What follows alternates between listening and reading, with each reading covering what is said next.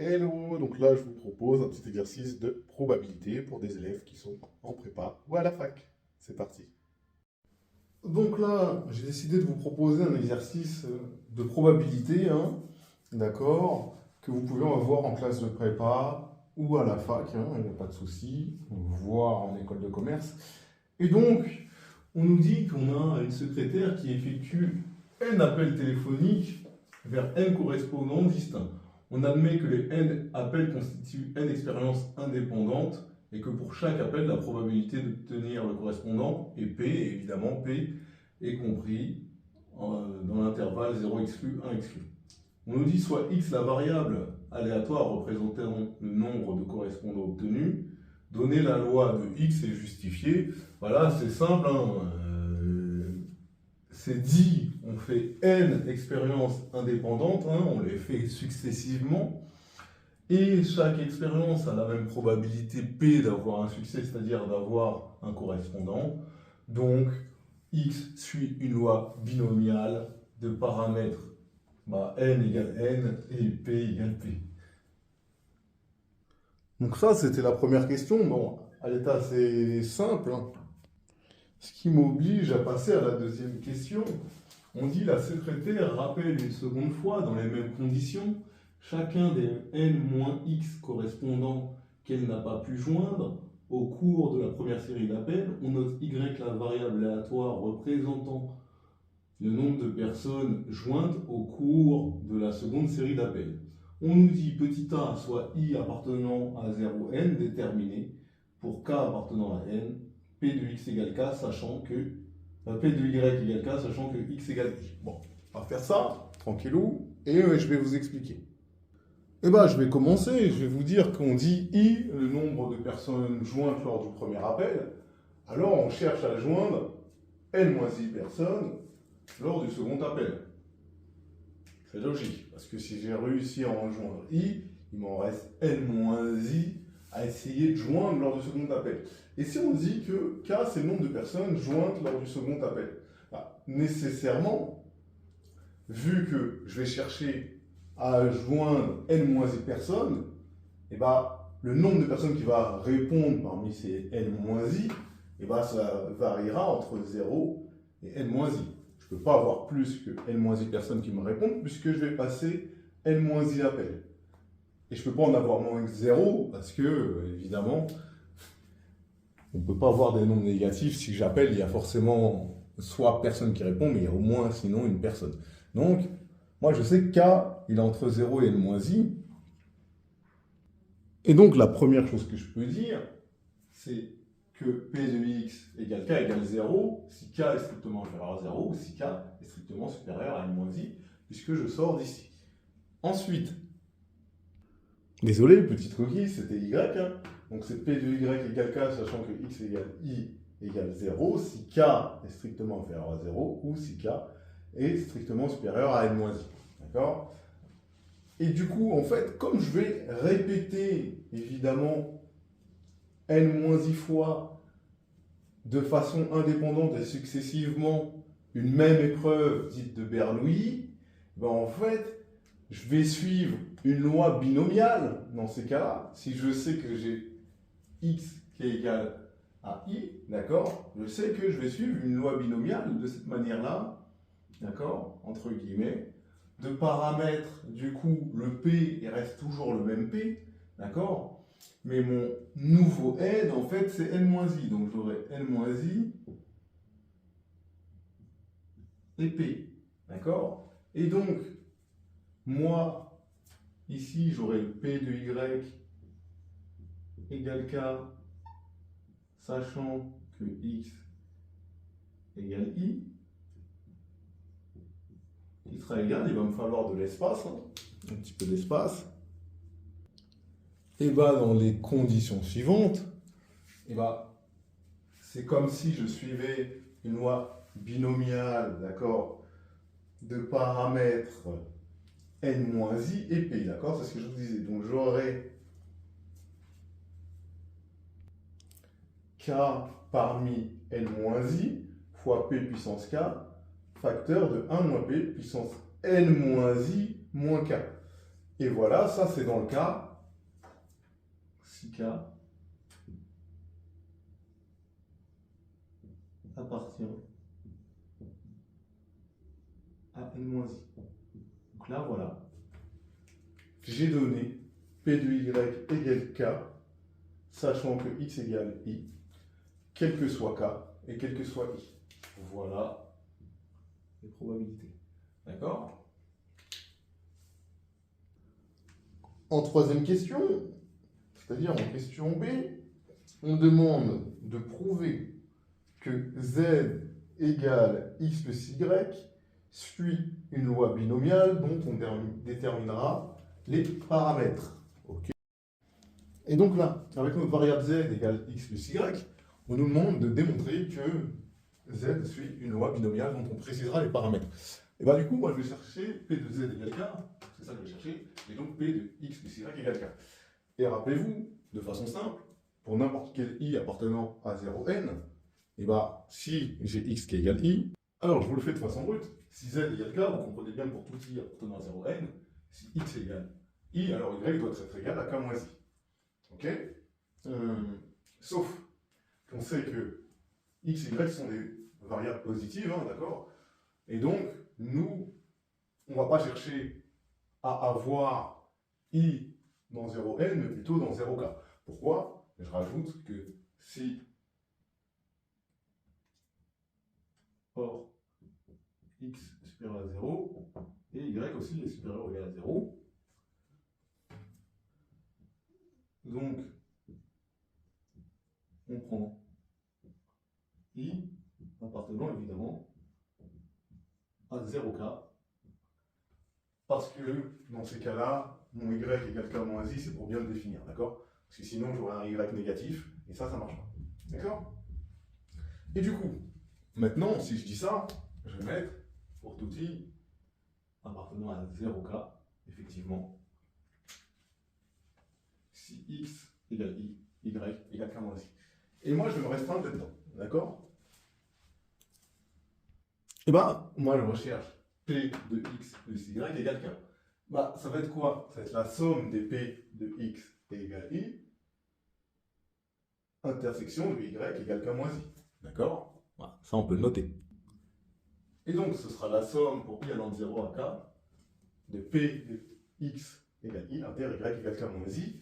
Et ça, bah oui, j'ai pris de 0 à k parce qu'au-dessus de k, vous avez compris que mon y, lui, il sera négatif, ce qui n'est pas possible. Et du coup, j'aurai une probabilité de y, sachant que x égale i, qui sera nul. Et donc, en fait, on s'arrête.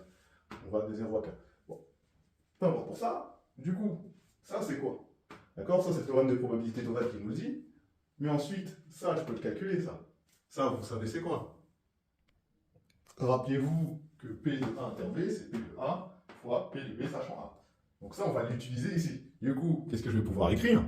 Et du coup, c'est la somme pour I allant de 0 à K de P de X égale I fois P de Y égale K moins I, sachant que X égale I. Et bien ça, je vais le réécrire comme je l'ai écrit au début et comme c'est écrit dans l'énoncé. D'accord? Je vais réécrire P de Y égale K moins I, sachant que X égale I. Rappelez-vous, hein, ces deux écritures-là veulent dire la même chose. Rappelez-vous, cours de terminale.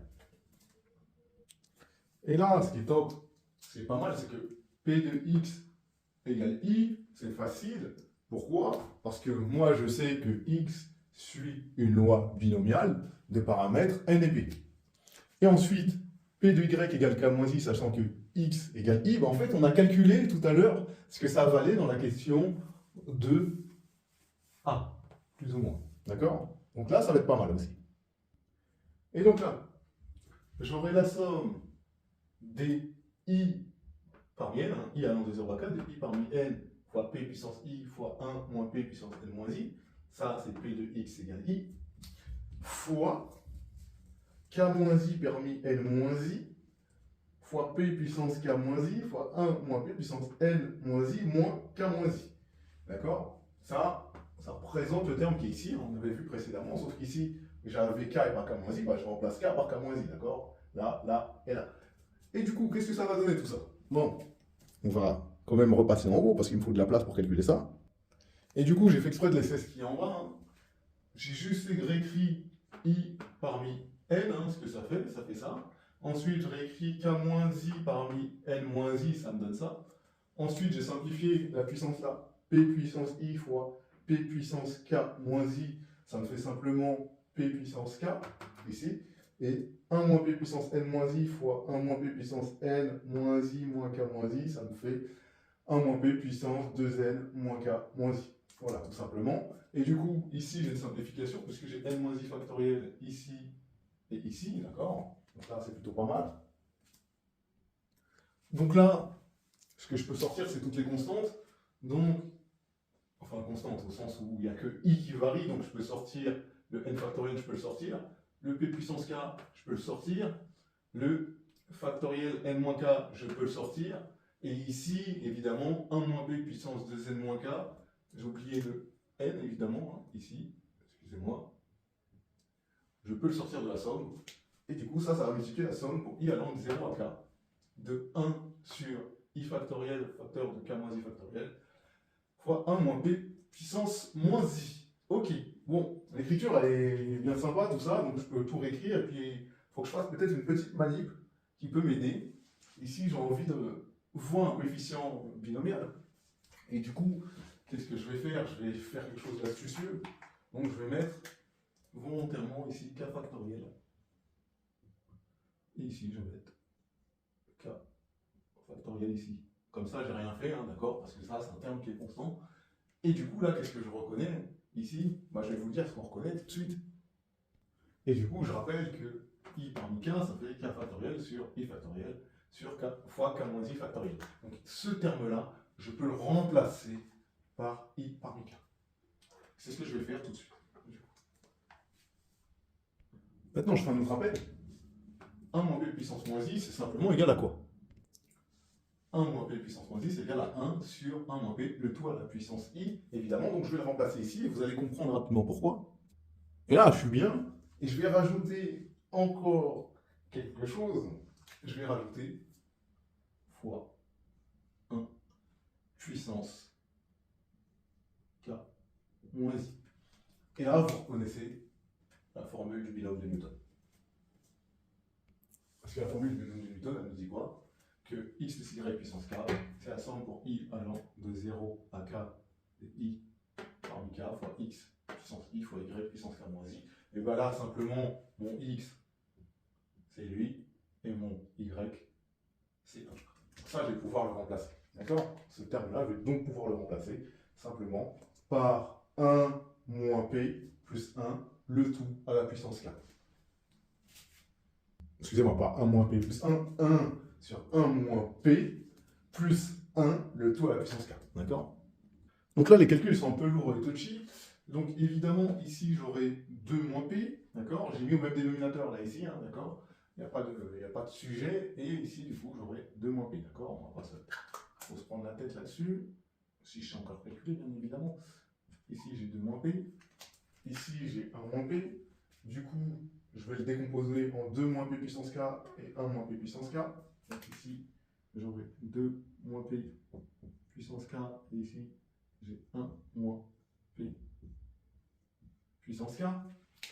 Et du coup, ici, je vais pouvoir l'enlever et incorporer un 2 ici, hein, d'accord? Pourquoi? Parce que, je rappelle, 1 sur 1 moins p puissance k, ça me fait 1 moins p puissance moins k. D'accord? Du coup, je vais pouvoir l'incorporer ici en mettant un petit 2 ici et l'enlever ici. Donc là, on est plutôt pas mal. J'aime bien ce que je suis en train de voir. Bon, là, c'est un peu écrit haut, donc c'était 2 moins p puissance k. Et du coup, là, on est plutôt pas mal. Et du coup, là, on a quasiment fini, parce que là, j'ai la puissance k, donc je vais la mettre ensemble, donc ça me fera k parmi n, facteur de p, facteur de 2 moins p puissance k, hein, d'accord? Là, je les ai mis ensemble. Et là, c'est ce truc-là, puissance 2, puissance n moins k, que j'ai mis ici. Et donc, nous, on va remarquer, en fait, que ça, là, c'est l'opposé de ça, d'accord? Bon, je vous le montre rapidement. Bah, regardez, je vais prendre l'opposé de ce terme-là et je vais montrer que c'est égal à ça. Bah, 1 moins p facteur de 2 moins p, ça me fait 1 moins 2p plus P carré, et je reconnais l'identité remarquable, 1 moins P au carré. D'accord? Et voilà, tout simplement, je peux le réécrire encore plus sous une forme que vous allez reconnaître. Et du coup, là, je reconnais ni plus ni moins que la forme quand j'ai P de Z égale K. Et bien là, je reconnais la loi binomiale de paramètre n et P qui est égal à P facteur de 2 moins P. D'accord? Voilà, vous le reconnaissez. Hein, ici, si je mets un grand P, évidemment, j'ai grand P puissance K fois 1 moins grand P puissance n moins K et toujours le K parmi n. Donc là, évidemment, si j'ai mon grand P qui est égal à ça, là, je reconnais bien une loi binomiale. Donc Z suit une loi binomiale de paramètre n et P facteur de 2 moins P. Et voilà ce que je voulais démontrer. Donc les calculs étaient assez fastidieux, mais il faut savoir les faire, c'est plutôt long plus que dur.